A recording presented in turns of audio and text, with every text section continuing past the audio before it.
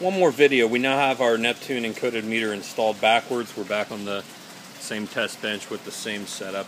Just wanted to show that, yes indeed, the Neptune encoded meter will turn backwards as well as the counter.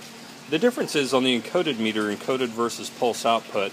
The pulse output, as we saw earlier with the master meter FAM, consists of a magnet and a magnetic sensor. Sorry for the shaky video there.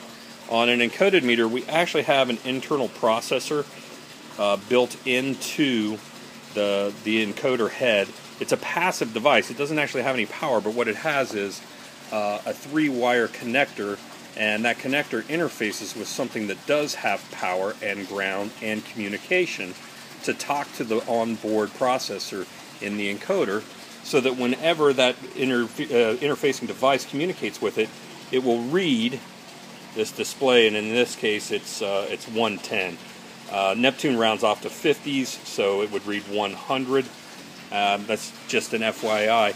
That's the good news on encoders. The bad news is it is big, especially when compared to the FAM. It is heavy, and it is expensive. In addition to that, it makes for a great system, but it does limit your interfacing electronics.